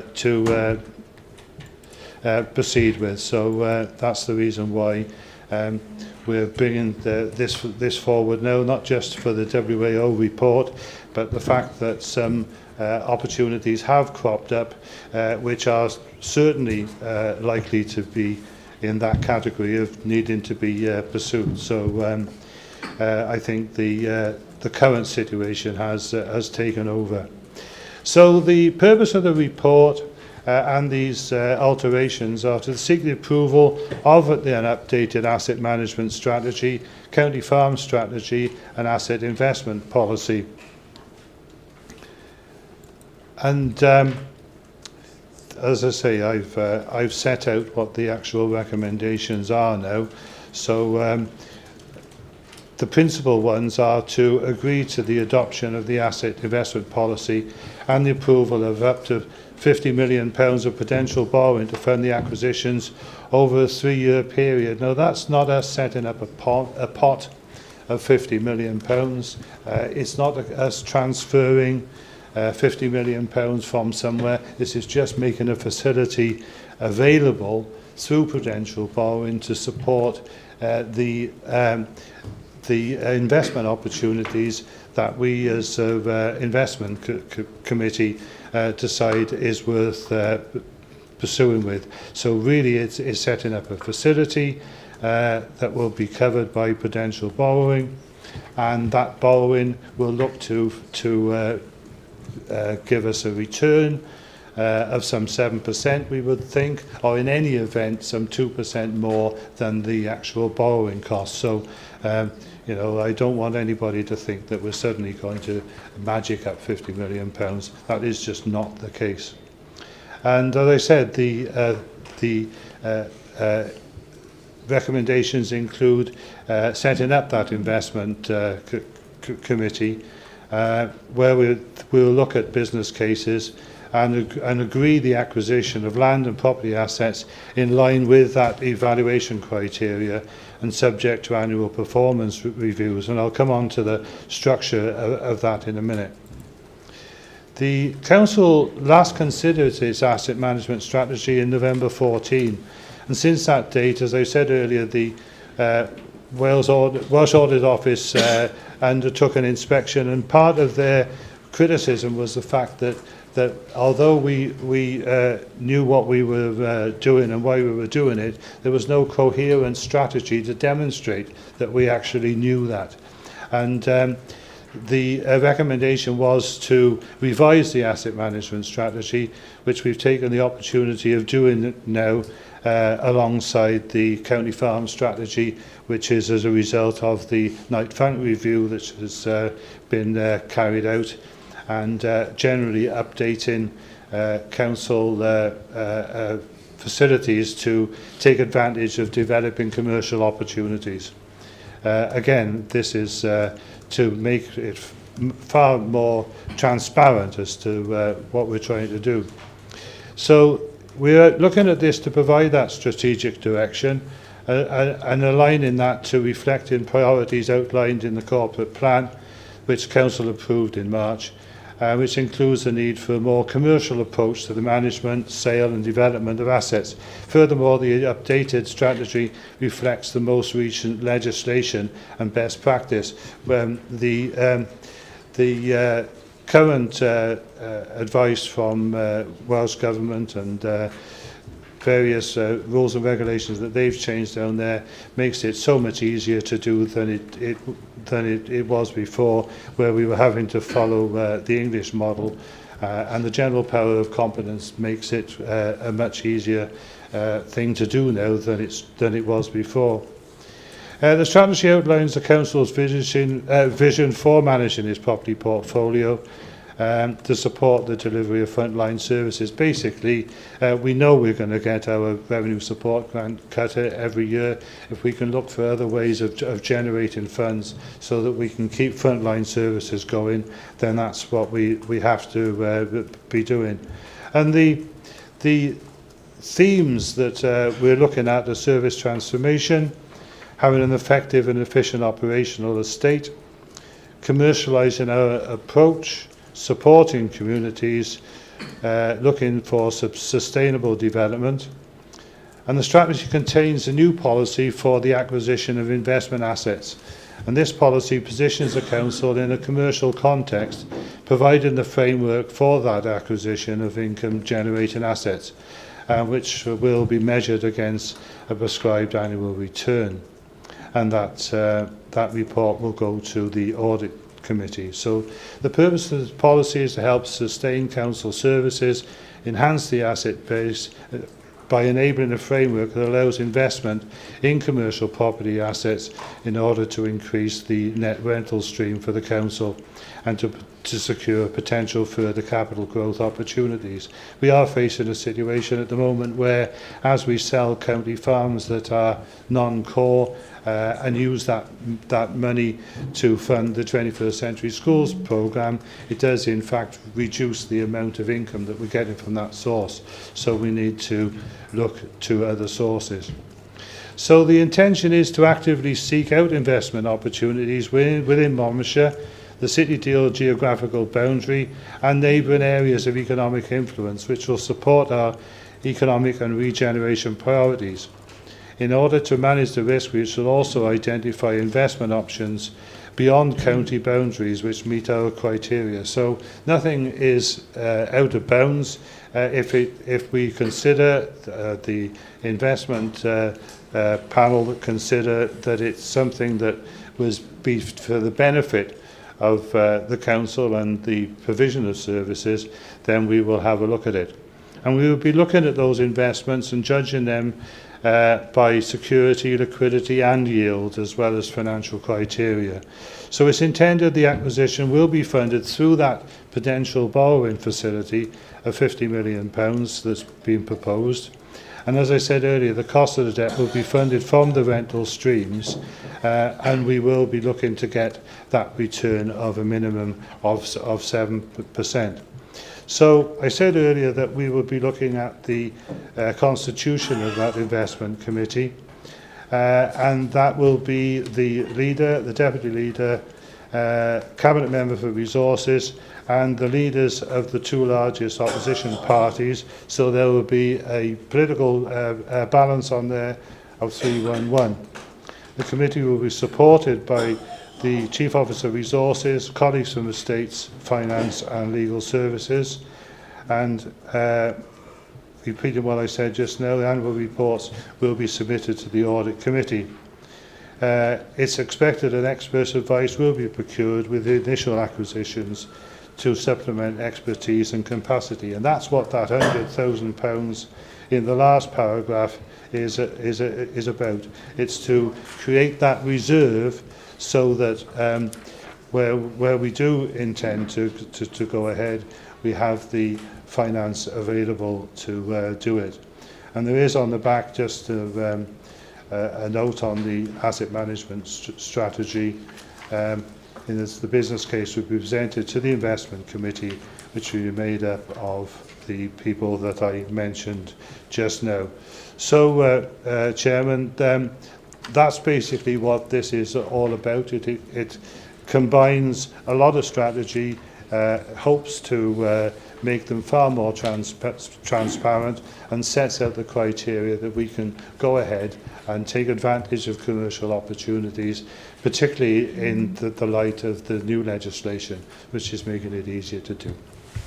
Thank you, Councillor Murphy. Councillor Braper, I think you're first. Thanks, Chair. Thanks for the strategy. It's good practice. Obviously, the areas of concern are always, are we borrowing beyond our means, and how much are we near to selling off all the family silver? And these are sort of concerns that come up. I see that this is a response to the audit report that had various concerns, and one of the concerns was about how much we are borrowing. They were saying that last year it was 90 million, this year it's 120 million, next year is 140 million. So just for clarification, Councillor Murphy, the 50 million you're talking about here, is that on top of the 140 million or as part of that 140 million? And I know that we do a lot of it, and we invest to save, and we invest to generate income.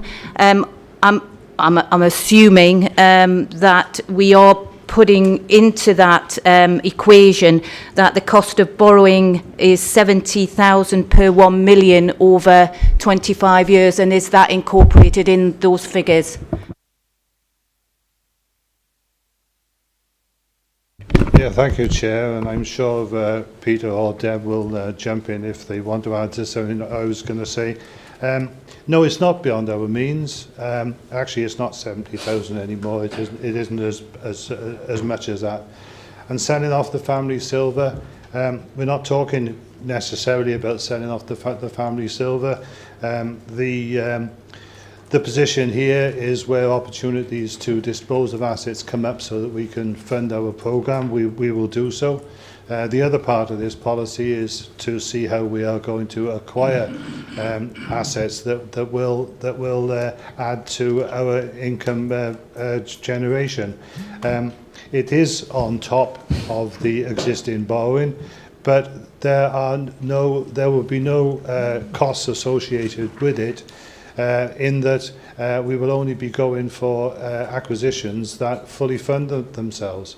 So there will be no strain on the finances of MCC. I suppose you could say technically there might be if a tenant suddenly disappears, but that's the commercial risk which will be fully assessed before we go ahead with any investment. Deb or Peter, do you want to add anything to that? Okay, thank you. Councillor Petroni. Thank you, Chair. Councillor Murphy's quite right. I think I put this to Council 4 or 5 years ago about the strategy and where we use our assets, and as a council we would be asset rich to generate a revenue to offset any cuts to our frontline services. So as the whole ethos, I support this plan. I have a couple of queries, which I'm going to go through. The first one is Appendix 1. The evaluation criteria. Again, the red guidance notes is there. I was just wondering how much emphasis do officers put on the evaluation criteria, and also it just seems 12-month appraisal, and it says paint a picture, and it says 12-month appraisal. KPIs says 12-month appraisal. Do we not know the KPIs we're going to look towards? Are we not really giving this appendix its due consideration? I'll just query about that. It was pointed out to me from my colleagues behind, they're quite right, it's a good question. If the investment committee will be made up of the leader who's had to excuse himself for just this meeting because of County Farm's involvement, how will the leader be able to be involved in the investment committee? Which is a very good point from my colleagues there. So I look forward to the response on that. I read through all the criteria, and I like most of the strategy. I noticed in one of the bullet points, it's been pointed out to me by an officer as well, that the council is looking to to create a trading arm, as you were, dissimilar, I think, or similar in the big scheme, but just different in terms of ownership, relation to the ADM. But why can't we just get on with this now? Why can't we create a company now, wholly owned by the council, and all profits returned straight to Frontline Services to offset any cuts? And if the strategy is right, maybe also boost up budgets in certain areas if it all goes well. Can we get on with that rather than assessing another arms trade company? Just get on with it, create one wholly owned by the council and start using the assets to the best of the ability, sweating them as they were. I wonder your thoughts on that as well, Councillor Murphy. I'd love to, but the legal advice we had was that we should go down this route. I will defer to officers for more detail on that. As for the leader, again, it would only be if we were looking at a county farm strategy, and I'm quite certain that the leader would excuse himself from those discussions. It doesn't preclude him from being any part of any other discussion that we might be on. And you're right, it's only because of the fact that he is a tenant of a county farm that he excused himself today. So I think that's just a practical thing as we go along. I think it's very important that the leader is part of that investment panel. As for the legal advice we had over the formation of the structure, then I have to defer to Deb or Peter, whoever wants to answer that one. Yeah. Phil, we're having a job to hear you at the back because you're so tall that you're not hitting the microphone. But if I've got to come back, Peter, if you don't mind, I'll sit down. Okay? Yeah, that might be better. Peter? Thank you, Councillor Murphy. Can you hear me okay? Yeah. So just to cover off questions put forward by Councillor Murphy and those that aren't completed off by Councillor Petroni, not covered off by Councillor Murphy. In terms of the evaluation criteria, I think if you refer to page 773 of your pack, 773, you will see the performance indicators that we will be held to through this strategy, and through discussions with Deb, and as we're evolving this strategy, I am wanting to actually take those out over a 3-year time frame. So it's quite clear in terms of what our direction of travel is and beyond just a 1-year time frame. So that is point one. The further point to make really is with regards to what we will be looking to take in front of Audit Committee.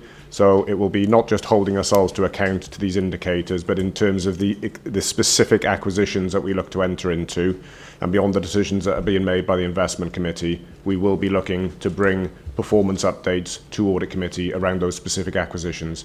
Clearly we need to hold ourselves to account. Clearly there are delegations afforded in enabling this policy framework. And it's right and proper that we make that open and transparent, and we report back on that. And if there are decisions in time, going back to Councillor Blakeborough's point in terms of risk, if there are the alterations in the market conditions, tenants are leaving, or there is potential for them to leave, then clearly those risks will be assessed, on an ongoing basis. And if we need to retreat or exit, then obviously those plans will be put in place. As Councillor Murphy touched on, when the original business cases come forward to the Investment Committee, all of that at a point in time will be put in front of them so they can make the decision on that basis. Okay. Okay. So that's there. In terms of the advice, Deb can clearly comment if she wants to go into finer detail, but we don't have the general power of competence, which English authorities have at their disposal, but what we do have is the well-being powers. We have taken independent legal advice, council advice, in terms of our ability to be able to tread this path, and it's come back with a clean bill of health. On the proviso that it brings return back to the council and in supporting the services of the authority. And clearly we'll be looking to do that. First off, in terms of the commercial returns that we're looking to generate on those acquisitions, over and above borrowing cost. But as Councillor Murphy's touched on, there will be other and wider considerations in terms of potential for economic development impact, regenerative impacts of potential acquisitions. So it may not just purely be financial return that we will be looking at. There may be wider benefits in terms of creation of inward investment, creation of jobs, etc., etc. In terms of the point that you bring forward in terms of a development company and a trading arm, that will be brought through as a recommendation as part of the commercial strategy, which will be coming alongside a suite of other strategies at the council meeting on the 21st of June. So just to allay that concern in terms of us not acting upon that, that will be coming forward in quick time. Councillor Watts. Chair, it's just as far as the trading arm is concerned, for me it's still a bit vague. We're borrowing a lot of money, certainly for me anyway. I think that's a lot of money. I know the authority works on bigger figures. But I guess it's the vagueness, and then future investments as well. Where we look to invest, would we be investing, say, in property or assets outside of the county? Well, I think you said yes. I think you said you would. And then specifically, would they be outside of Wales? And furthermore, would they actually be in part outside of the the country itself? But would that be alongside? Would you potentially take in? And I'm looking at risk now. The potential risk then of investing on your own or alongside with partner councils or other commercial organisations. Do your best to answer that question, really. Okay. Sorry, I just realised I haven't turned my speaker off. So in terms of the first part of your question, the answer is possibly. So it's not an absolute yes, because clearly this is on a case-by-case basis. So yes, we may well, if it's, you take City Deal in context, there may be opportunities in working with and through City Deal, and there may be opportunities that present to Monmouthshire within the confines of the region, and we may wish to act on that.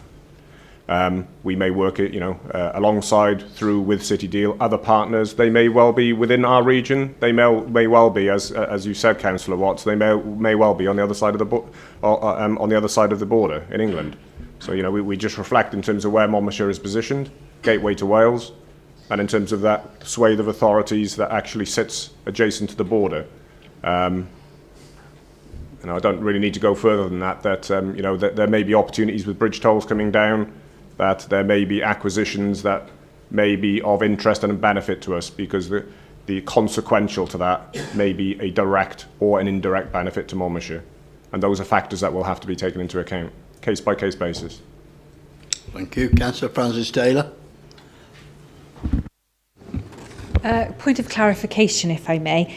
In paragraph 3.10 of the piece of paper we've just been given, it says it discusses the delegated decision making, and it says here that the committee will be made up of the leaders of the two largest opposition parties. So two questions. Firstly, one assumes that parties is used as a catch-all potentially. I'm not sure. That's groups. But I would say that, in terms of having the most robust challenge and the most confidence we can have, given that we have three distinct opposition groups, I would think it would be better for probity and political balance that we would include the leaders of all three. I see no logical reason why we wouldn't want to give the council as much confidence as we can in this process. Thank you.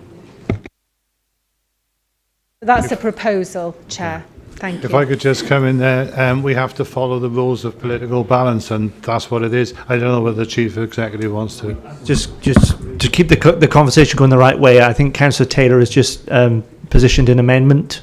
That's what you were looking to do. Is there a seconder for that amendment? There is. Consequently, we have an amendment on the table which seems to be that a politically balanced 5 becomes a politically balanced 6. I'm not quite sure that a politically balanced 6 actually captures a Lib Dem. I'll check as we're talking. But the proposition that therefore put forward by Councillor Taylor is that 3 opposition group leaders join that investment body. That's now a conversation. That's now an amendment. If there is a seconder, we have a seconder. So you need to debate that out.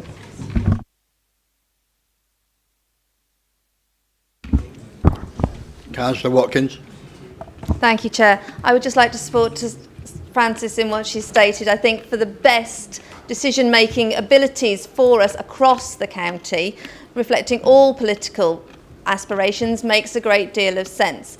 There are a large amount of county farms, for example, in the Sevenside area, and I think it would be quite fitting for the fact that we have Sevenside and Chepstow councillors who sit in the Liberal Democrat Party, that we should be able to reflect the views of those residents. Thank you. Right, excuse me, we're discussing the amendment at the moment. Is there anybody else wanted to say anything towards it? Yes, Bob. Chair, in deciding how big a committee should be, I think we always need to ensure openness and to ensure that we do have a political balance. There is a danger in making political parties too big. When do you actually stop if a group is just a couple of members?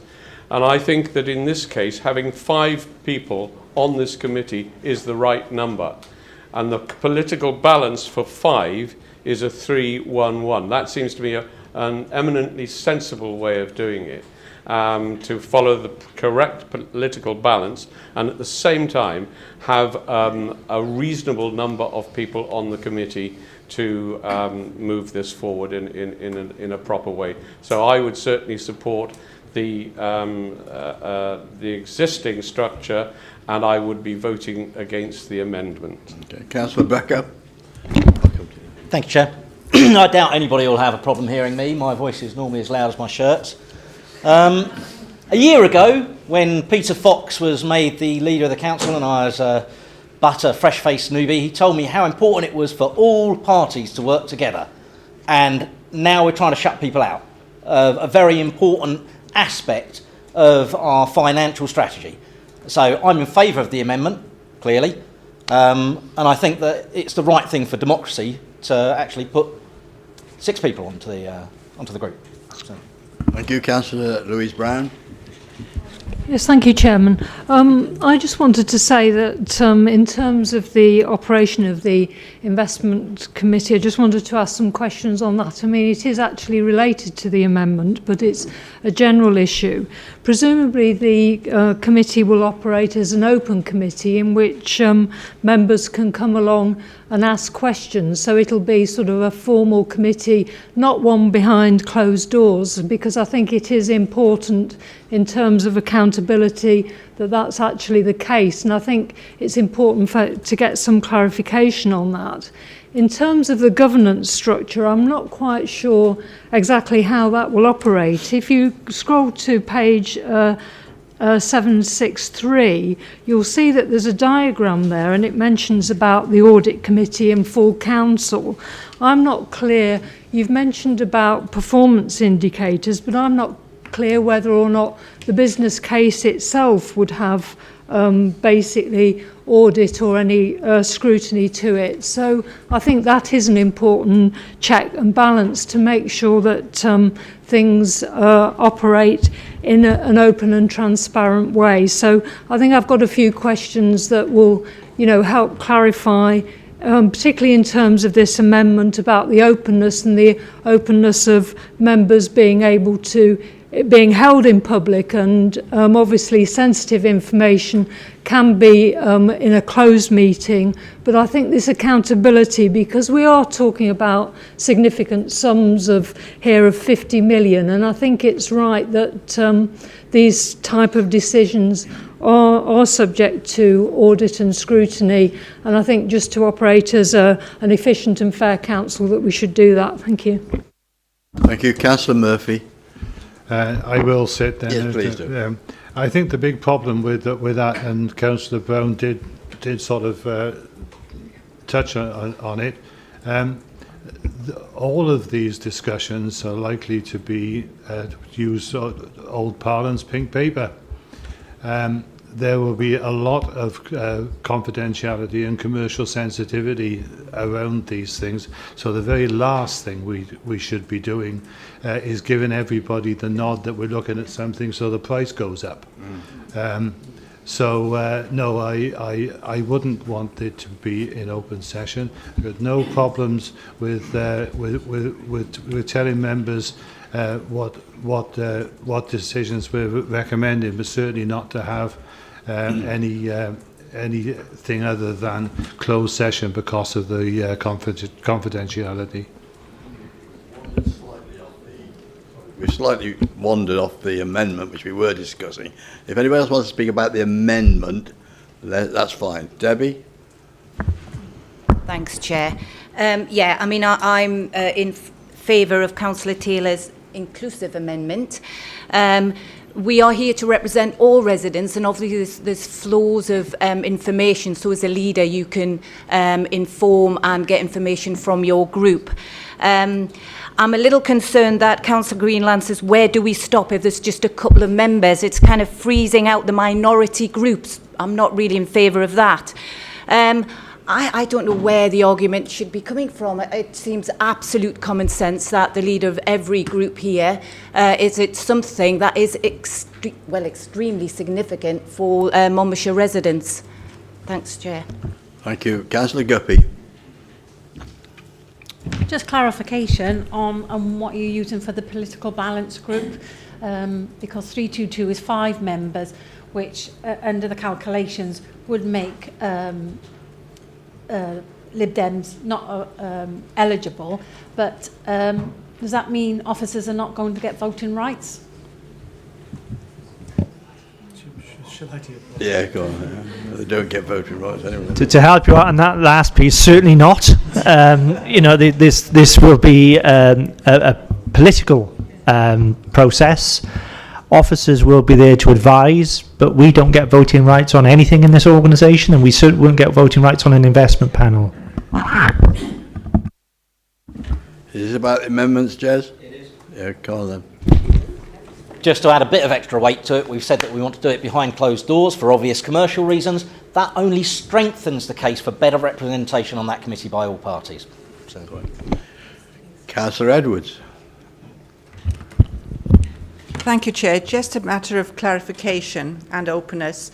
We've got the leader, which is questionable whether he should be on the committee. But I'd like to know, and we've got the deputy leader, but who is holding the portfolio for resources, please? Right, thank you.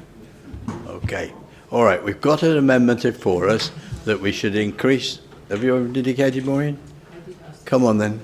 You would have to put your hand up. Yes, I know everybody feels that with a few people like that, they're making all the decisions, but you've got to remember that when anything comes to make the final decision, it is the whole council and everyone gets a vote, so it is democratic. And I'm sure that if anybody wants to ask what's going on, that it will come to light in the end. As you say, you know what it's like if somebody's buying a house and somebody down the road knows what's happening. Well, the price is going to go up. We don't want that happening. So I'm voting against the amendment. I think we've had a fair chat about this. The amendment is by Councillor Taylor that the people on this committee should be included as the leader of each political opposition group on a balanced way. I mean, I'm right on that. No, Francis, we've all got arms. We don't need a recorded vote. Sorry? I can request that. You can. You've got to have 9 supporters for that. Sorry? 9, is it? That's correct. Yeah, you Yeah. have to 9. Well, we'll see. We'll see. Right. Francis Taylor has asked for a recorded vote. That means 9 of you need to stand now and ask that we do have a recorded vote. Stand. 2, 3, 4, 5, 6, 7. It's lost. Okay.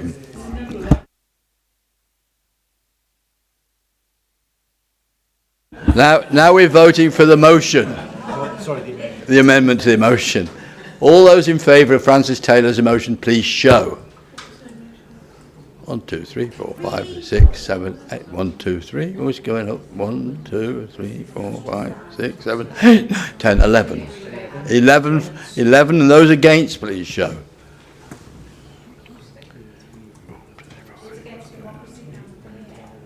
Yeah, okay. Right. Yeah, the motion is lost. So we go back to the original situation. Does anybody else want to talk about this before we take a vote? Councillor Eason. Yeah, thank you, Chair. And of course, the amendment has sort of shattered my thoughts. A few questions which are vague, maybe vague answers. Prudential borrowing for an asset investment policy to fund acquisitions. Generally, we're talking, I believe, about property on the ground where we can try and develop better infrastructure for the people. But it's written in such a way that you could utilise this investment strategy to buy fine arts, for example. Are there going to be any restrictions within this strategy that will not be allowable within the strategy? Another question. Councillor Murphy. Do you want to ask that one, Deb, seeing as you've got everything at hand? Sorry. Sorry, I'll go here. The intention is that the only assets to be acquired will be property assets, not chattels. It's property assets. Will that be written into the agreement? It's actually referred to as the asset investment strategy, but we can actually make that more, clarify that even further and refer to it as property. The asset management strategy, which is the overarching document, actually references that within the strategy, that it only refers to property assets. Okay, we've really aired this afternoon. We now have to vote on the principle in front of us. Can I have a show of hands for the support of this motion, please? That's clearly carried. Thank you very much indeed.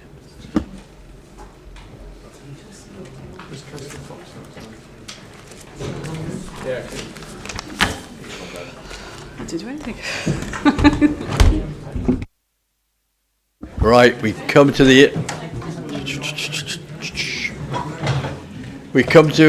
members' questions, and the questions both from Councillor Pratt this afternoon.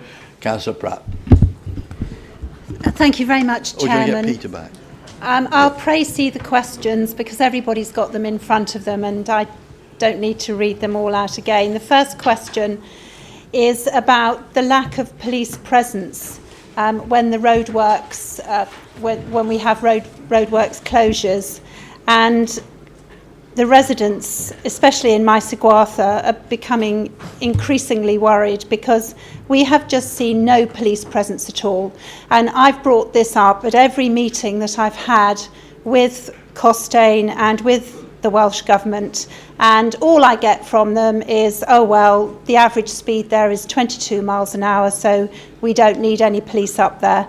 It really has become a lawless zone, and I really would ask the Cabinet member to impress upon the police to have a presence up there, because the behaviour of motorists and the speed and the aggression shown is really becoming impossible. Chair, sorry to interrupt. I mean, it's an important point, but this is a question. If it was from the Labour group, you would tell us to stick to the question. It's not a statement. Okay. Well, I'm actually reading the question, exactly what's said on the question, Councillor Petruni.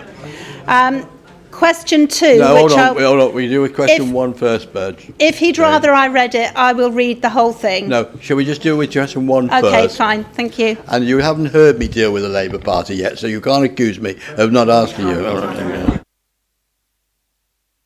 Chairman, with respect, usually a question is put on the agenda, and this question is as it's written.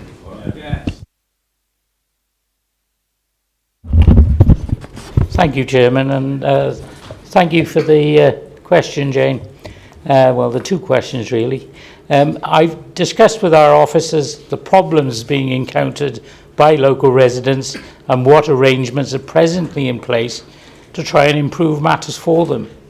I've also attended meetings and more recently the mid-construction consultation event run by Costains, so I have some knowledge of the problems. I also have a great deal of sympathy for the resident. The project is causing huge disruption an inconvenience for residents and local businesses, and there is still a great deal of work to be done before the project is completed. The challenge is what can further be done to improve things. I am told, I can't vouch that, I am told that local community police officers are attending site and liaising with residents. However, I will write to the superintendent to ask that the routes receive increased presence, especially during closures of the A465. I also know that other road diversions and closures have been considered in the past, but none received support. I will be suggesting that our officers ask the engagement group to revisit. Thank you. Do you have an answer for the second question, Brian? Can I answer that? Yes, now? I'm just going to check with Jane. But Right, okay. Regards the disruption... Hold on, Brian. Councillor Pratt, are you happy that we take your second question as read? Yes, I'm very happy with that, Chair. Okay, thank you. Councillor Jones. Thank you, Chair. Regards the disruption, I am told that weekend working and closures are necessary to reduce disruption for the travelling public, but obviously it adds to the misery for residents in the area. Although, as an early riser, I'm not sure that 9 a.m. is excessively early. Obviously, compensation is a matter for Welsh Government, but I would be surprised if the decision not to award compensation is linked solely to the cost of the scheme. I know a public meeting has been held in the past and some members and officers attended, and there's been the more recent consultation through the Costaines public event. If public meetings or members of the public attending the engagement group is helpful, then I am happy to arrange this. But I suspect members of the public will want to know rather more about what can be done rather than simply attend a meeting. So I will attend the next engagement group along with the Welsh Government and our senior officers and invite the AM where we can agree what action is feasible to try and alleviate the situation for residents, but also to provide a platform for residents' grievances. Thank you, Chair. Do you wish to ask a supplementary, Councillor Pratt? Yes, if I could. I'm encouraged by that, but I would like to say that, obviously this project is about public funds, and you may ask why Matt Enoch, who's the Welsh Government official responsible for the project, refuses to answer emails from residents and has given the job entirely to the contractor, Costain, who has a vested interest to keep the residents quiet. And I think residents feel very strongly that Monmouth County Council has not been proactive enough ensuring residents' needs and worries are being taken into account, and we need a more transparent forum at a senior level that is not run by the contractor, and I would suggest it takes place, for example, in Gilwan Community Centre, somewhere completely different. But residents are finding that notes they receive following meetings with Costain and Welsh Government do not reflect accurately the discussions that have taken place, and they'll agree to things in a meeting, then water them down in writing. And residents have been at breaking point, no policing, being told there's no money left in the project, which is over budget, and it's little comfort to people whose properties have been damaged by the works. So I really do hope that we can have a forum that is independent of the contractor, where residents can actually, have a forum to speak about their concerns and worries and get answers to them. Thank you. Thank you very much, Councillor Jones. Yes, just to say, I'll take all your concerns on board, and I will do my best to get the most senior people there that I can get them. Thank you, Chair. Well, thank you all. That brings us to the end of the meeting. Thank you for your attendance.